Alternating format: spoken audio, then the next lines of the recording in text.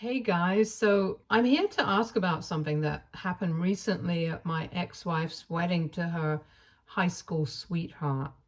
For context, my ex-wife, I'll be referring to her as Sandra, 28 female, and I, 30 male, had been together for the past 3 years. We met through a mutual friend and hit it off instantly. After the first few dates, we decided that we were dating to marry, and if things went well, then this would not end as a casual relationship. So we were both very clear about what we wanted out of this relationship, and she had every chance to back out of it if she was not ready. But she chose to get divorced 1 month after our wedding. A couple of months after we celebrated our 2 year anniversary, I decided to ask her to marry me, and she said yes. Before that, obviously, things had been great between us, which is why I had asked her to marry me in the first place. But shockingly, even after we got engaged, there was literally no change in her behavior. And I never would have been able to guess that she had started talking to her ex, her high school sweetheart, Brian, once again. We got married about 9 months ago, and about a month after our wedding, she told me the truth, and we filed for divorce. It was one of the most difficult decisions I had to make, but when she told me that she still had feelings for Brian and she felt like she had rushed into our relationship too quickly, there was nothing else I could do. I had tried everything. I had tried to tell her that this was just a phase and she was going to snap out of it soon. I tried to be mad at her and tell her that everything would be fine if she just stopped talking to him. And I tried to bargain with her, to tell her that we would be able to work it out if we went to couples counseling. But even I was aware of the fact that after this, there was literally no way that we would work this out, because when she told me that she had been talking to him since we got engaged, all the trust that I had just evaporated into thin air. And I can't be with somebody that I can't trust. That's pretty basic. So after some argument, I accepted the fact that she still had feelings for her ex, and our marriage was over as soon as it had begun. After that day, she packed her bags and moved out, and we started the divorce proceedings. It was relatively straightforward, and the divorce was finalized as soon as the waiting period was over, which is just 3 months in our state. And since then, I haven't heard from her, but I have heard about her and what she's been up to, and it hasn't been easy. The friend who actually introduced us to each other, Nina, is a coworker of mine, and when she told me that after she moved out and we filed for a divorce, she immediately started going out with Brian again, and they've been living together for months now. 2 months ago, I even learned from her that they were engaged and were getting married in a small ceremony. Nina had been invited by Sandra as well, since they had been really good friends in college, but she decided to decline the invitation because she believed that whatever had happened with me was not right.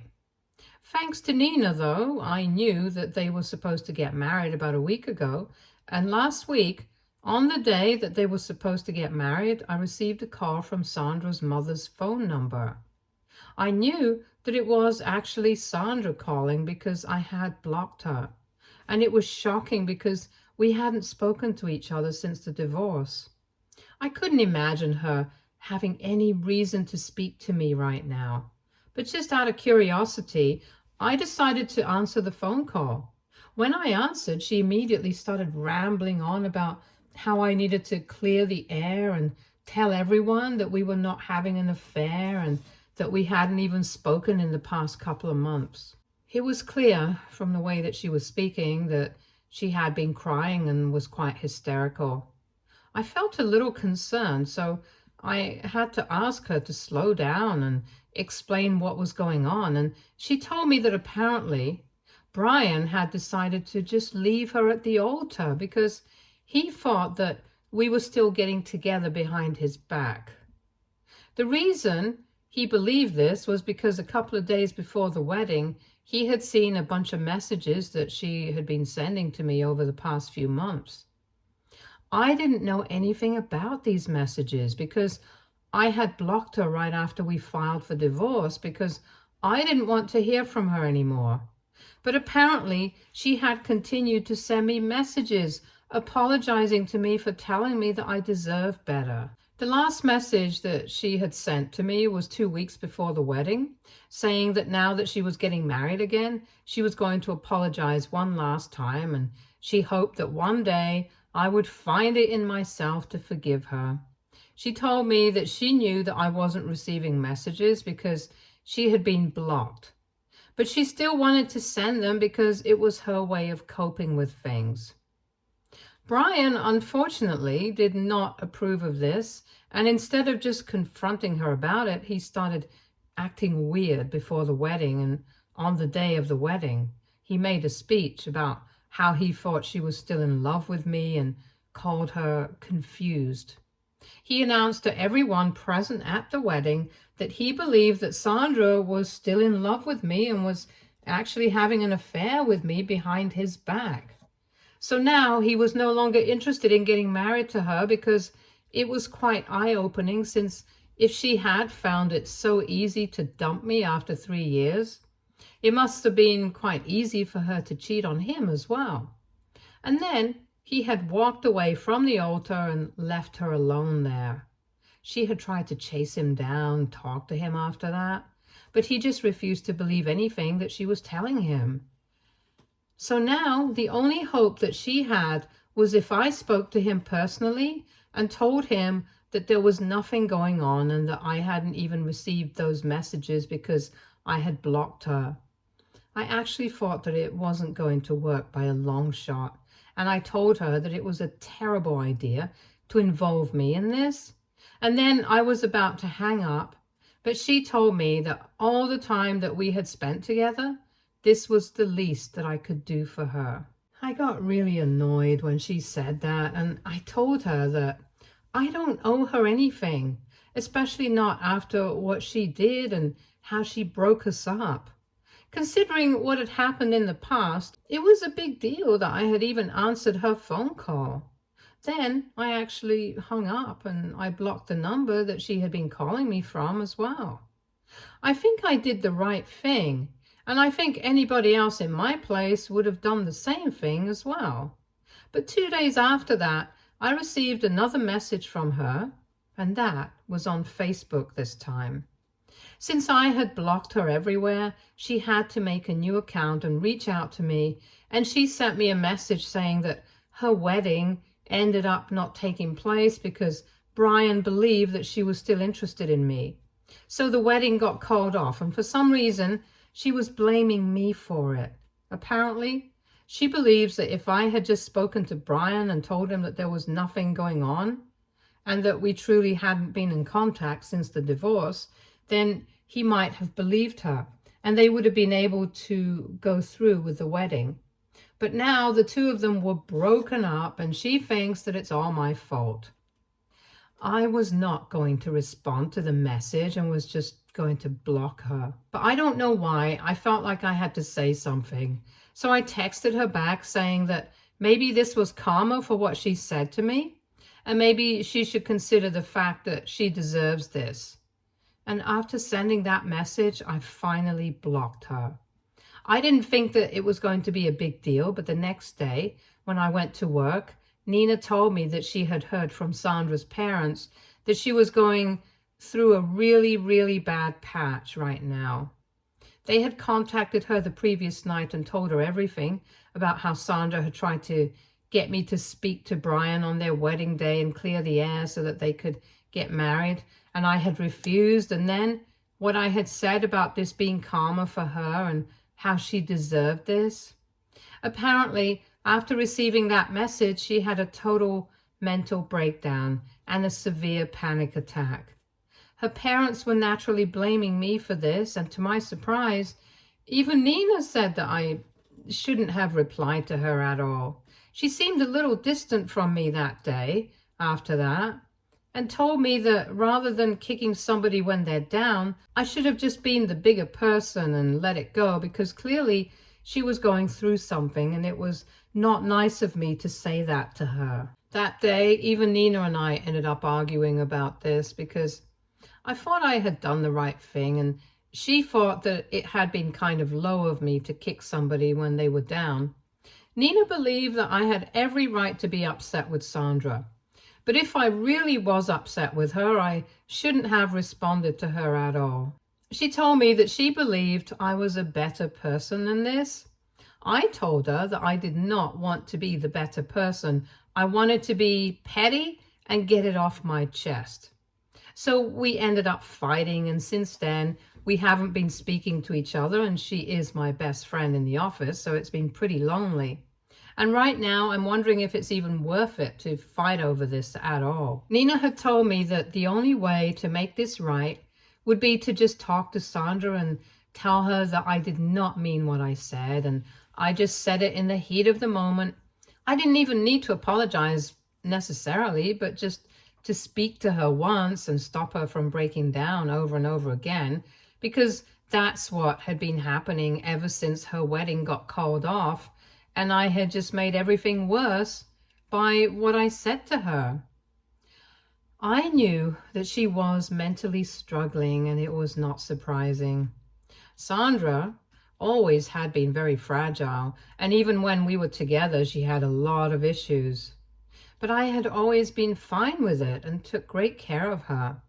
But right now, I really don't want to say that I didn't mean what I said about this being karma for her, and that she deserved this, because I kind of did mean it.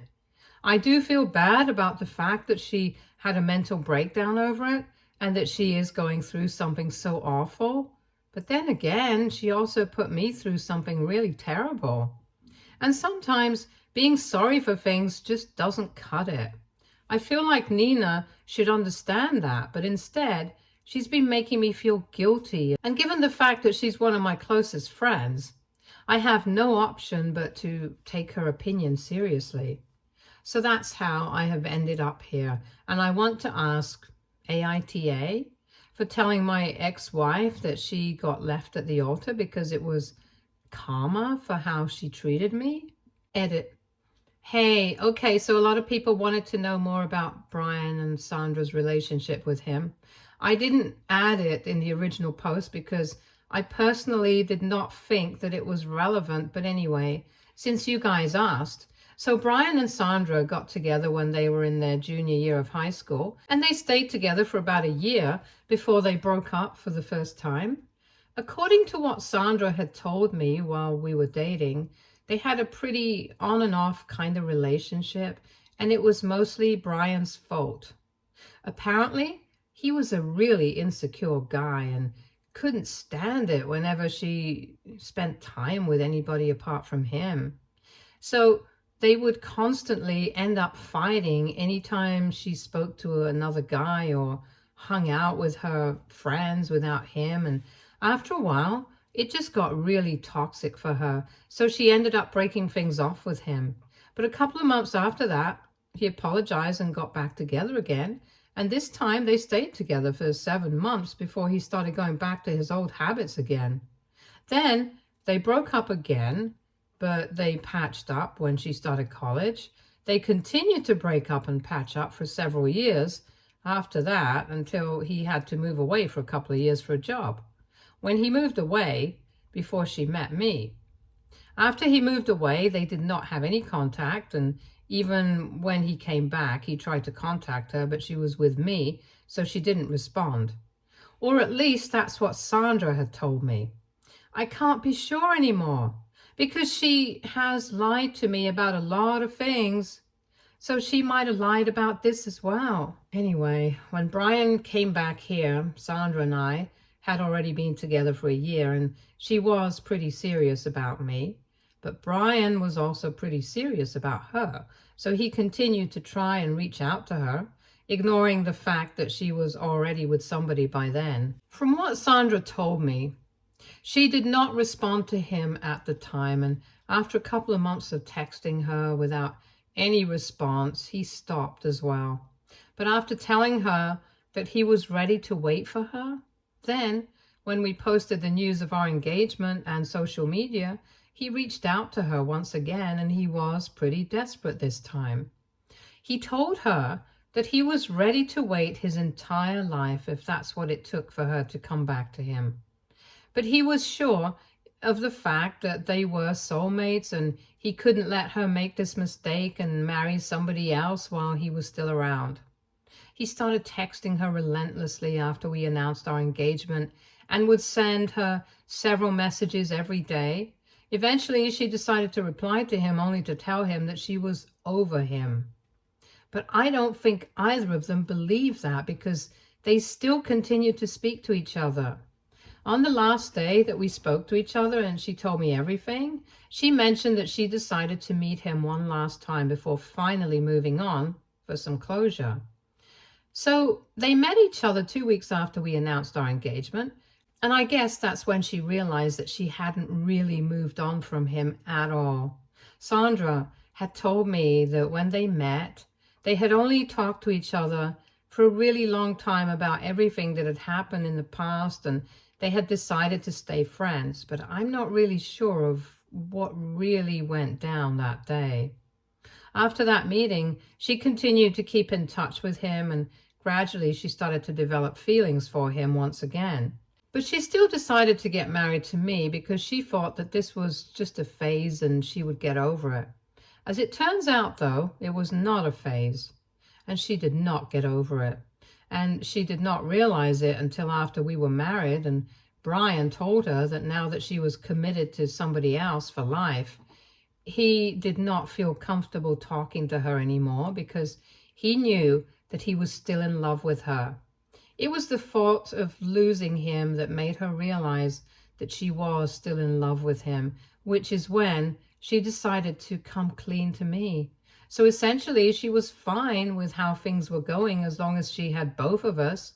But the second she had to choose, she got uncomfortable, and the ugly truth of the situation came out, that she was still in love with him and not me.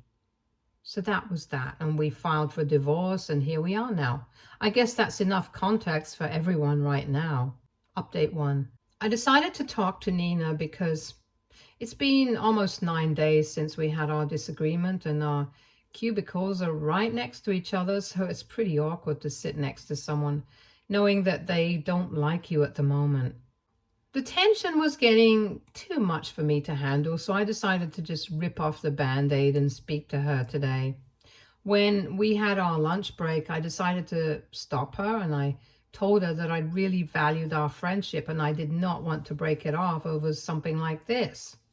But as of now, neither she nor I have anything to do with Sandra anymore, so it would be pretty pointless for us to throw away our friendship over her. We could just agree to disagree on this and call it a day, since it was pretty clear that we couldn't come to a common ground on this one. But then again, it was not necessary for friends to agree on everything. Besides, she hasn't been in my position, so she doesn't really know how I feel.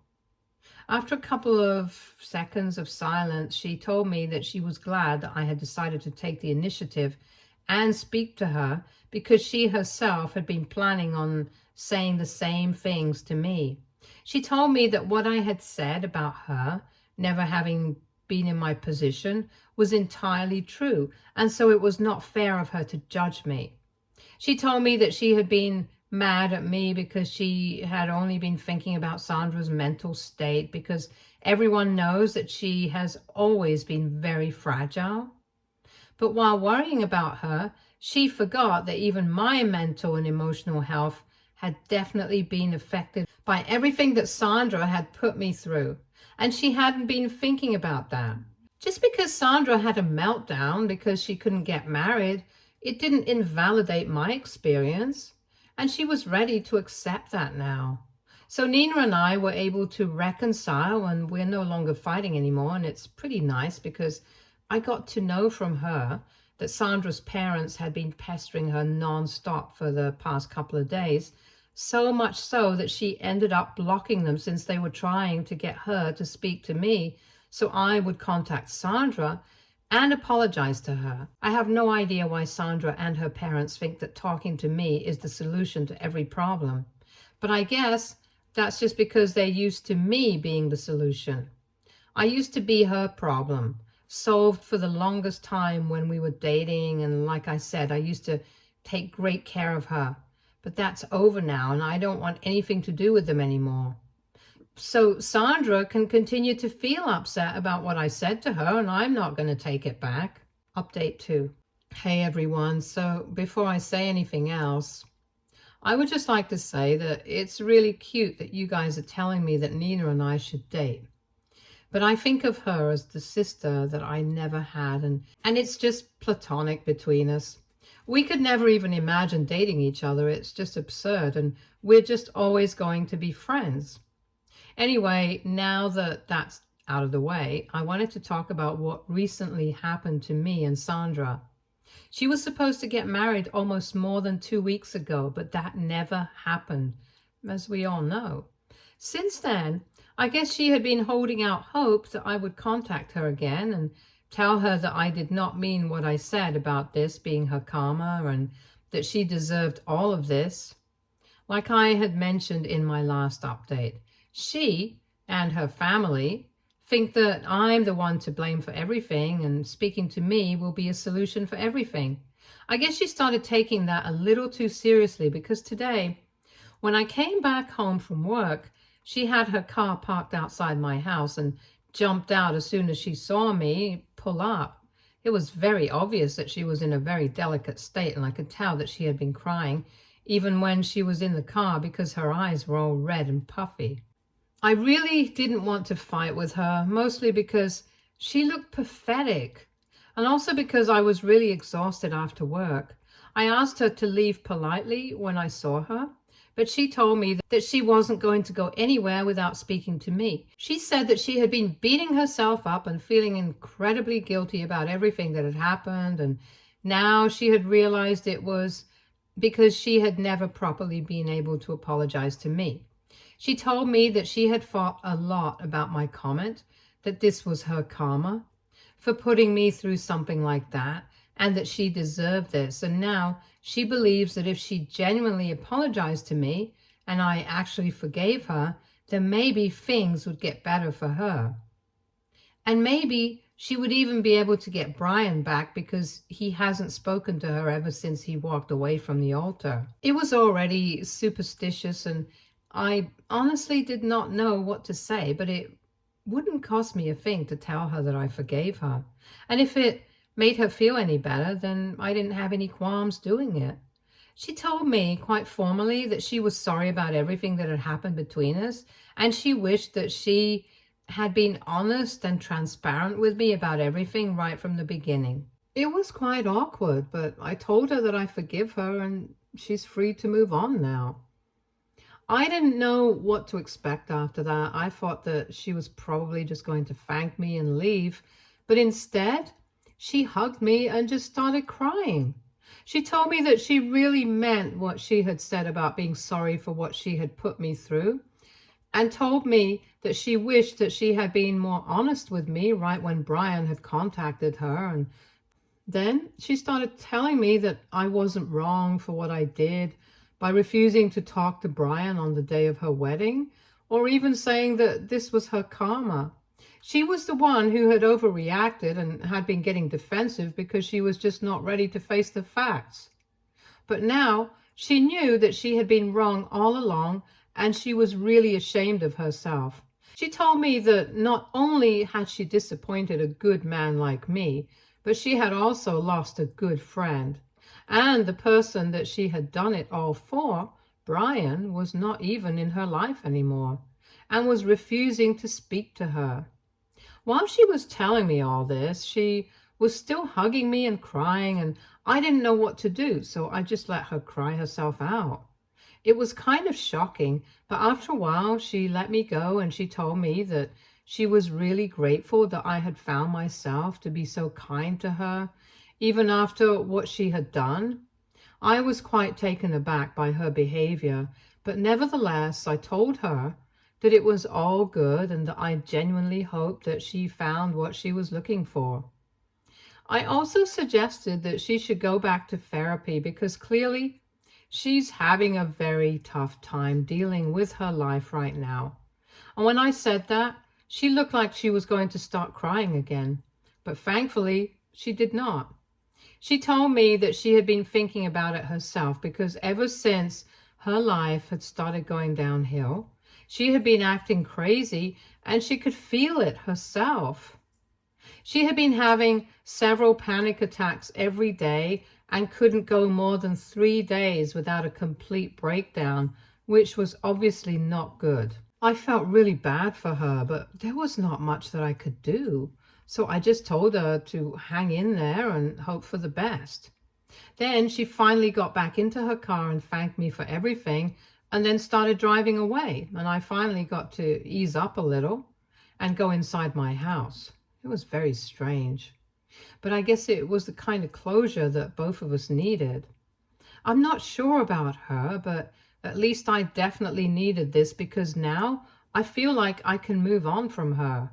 I don't have any grudges against her. I really do hope that she finds happiness in her life because she needs it. And as for me, I know that I'll be able to move on soon enough, but I feel a lot lighter now since I have forgiven her and put an end to that chapter of my life. Update 3. Hey, so it's been almost a year since I got divorced and I haven't spoken to Sandra in a really long time. But Nina told me that she has heard from a couple of her college friends that she and Brian were able to make up again and eloped a couple of months ago.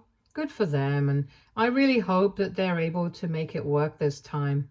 I'm also doing much better now, and I'm focusing on work. I tried to go out on a couple of dates, but it was just not working out for me, so I've decided to work on myself instead. I've started working out and journaling, and I even have plans to travel. And I'm also going to start working on my business model since I've always wanted to start a business of my own. And Nina is also into the idea. So I might have a partner in her already. And no, we are still not dating and quite happy as platonic friends. In fact, Nina has started dating one of my cousins. And I was the one who was responsible for setting them up. So I'm quite proud of myself because they're going really strong.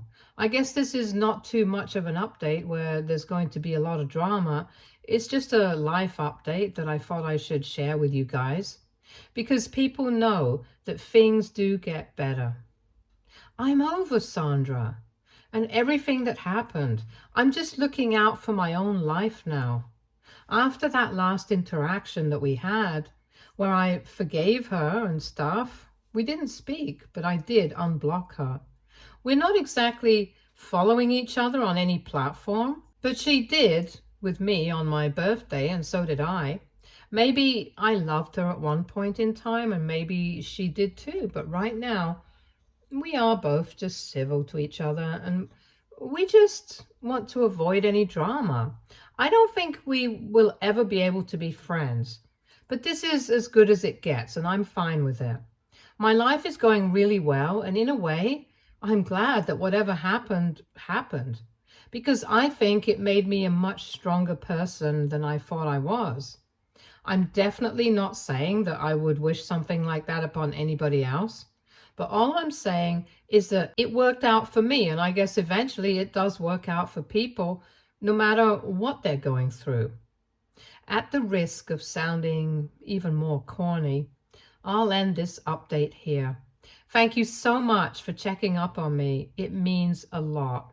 Stay tuned for more stories from our girl relationships.